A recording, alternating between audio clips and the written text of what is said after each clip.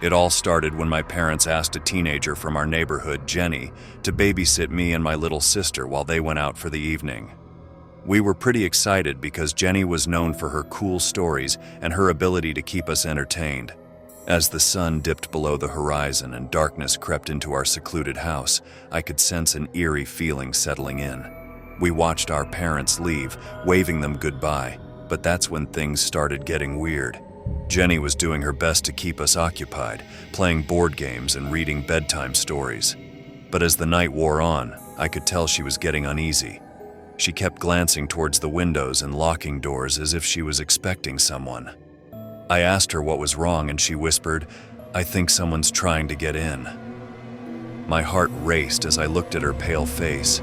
It was like a scene out of a horror movie, but this was real. We huddled together in the living room, peering out the windows into the inky darkness. We could hear strange sounds outside, like footsteps and faint whispers. My little sister was trembling with fear, and I couldn't blame her because I was scared too. Jenny finally decided to call the police, and they said they'd send someone over right away. We locked ourselves in a room, waiting anxiously for help to arrive. Minutes felt like hours as we listened to the eerie sounds outside, growing closer and more menacing. And then, the twist, folks. Just as we were about to completely lose it, the front door burst open, and a shadowy figure stepped inside. We screamed, thinking it was the intruder. But then the figure stepped into the light and we realized it was Jenny's brother, Jake. Jenny seemed both relieved and terrified, and Jake had this wild look in his eyes. He mumbled something about needing to see her, that he couldn't stay away any longer. Jenny tried to calm him down, but it was clear something was seriously wrong with her brother. The police arrived shortly after, and they managed to subdue Jake. Turns out, he'd been struggling with mental health issues and had been estranged from the family for months. He believed that seeing Jenny would somehow fix everything. It was a night of terror, not because of some external threat, but because of the fear we felt from within. The babysitter's nightmare was not about a stranger trying to harm us, but a family's struggle with a loved one's mental health. It's about a family who moved into a new home, expecting a fresh start, but what they got was far from what they had in mind. You see, it all began with the excitement of a new beginning. My family and I had just moved into a charming old house in a quiet neighborhood. The place had character, and we couldn't wait to make it our own. But little did we know that the house had its own plans for us. The first strange occurrence happened when we were alone in the house.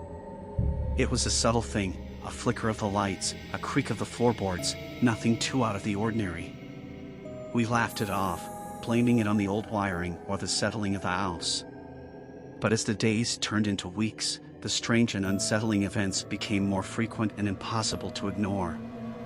Objects would move on their own, doors would slam shut, and we'd hear whispers in the dead of night. It was like the house had a mind of its own, and it wasn't happy about our presence. We couldn't deny it any longer.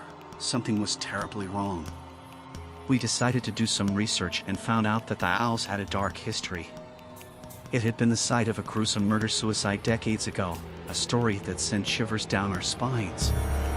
But here's the twist, folks. As we dug deeper into the house's history, we realized that the supernatural events were not meant to harm us.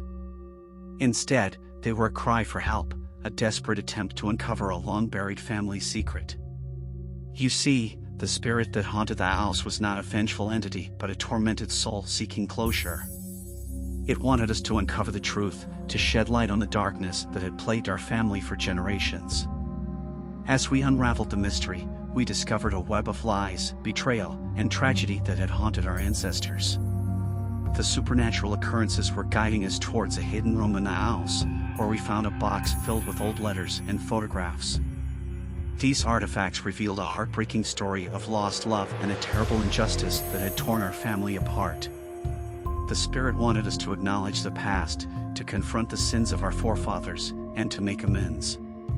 In the end, we realized that the owls had welcomed us not to harm us, but to heal a deep-rooted wound in our family's history. It was a haunting unlike any other, one that forced us to confront our own dark past and find a way to make things right.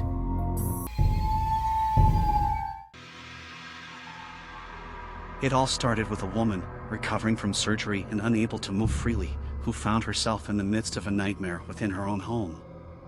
You see, she had just undergone a major surgery, one that left her confined to her bed and dependent on others for her basic needs. It was a tough time for her, both physically and emotionally, and she had been trying to find solace in the safety of her own home. But that's when it began, the messages. Strange and threatening texts that would arrive on her phone at all hours of the day and night. She had no idea who could be sending them or why. At first, she thought it might be a cruel prank, a sick joke played by someone with too much time on their hands. But as the messages grew darker and more personal, she realized this was something far more sinister. The messages taunted her, mentioning things that only someone close to her would know. It was as if the sender was right there in the room with her, watching her every move. The woman was terrified, trapped in her own home, unable to escape or defend herself. She contacted the authorities, but there was little they could do without concrete evidence of a crime. And now, for the twist, folks. As the tension in the house reached its breaking point, the truth began to unravel. It turned out that the woman had been faking her medical condition all along, part of a sinister plot to get her estranged family members back into her life. You see, she had been estranged from her family for years, and she missed them terribly. She thought that by faking her condition and creating this terrifying situation, she could force them to come back to her, to care for her in her time of need. But her plan had backfired in the most horrifying way possible. The messages were not from an outside stalker, they were from her own family members, who had discovered her deceit and were playing along to teach her a lesson. It was a nightmarish turn of events, a tale of deception and betrayal that left the woman more isolated than ever. She had pushed away the very people she had hoped to bring closer. So, remember, folks, the scariest stories aren't always about external threats. Sometimes, the real horror lies within, in the secrets and deceptions we keep hidden from those we love. If you want second part of this video, let me know in the comments section. And do like and subscribe my channel for more horror stuff.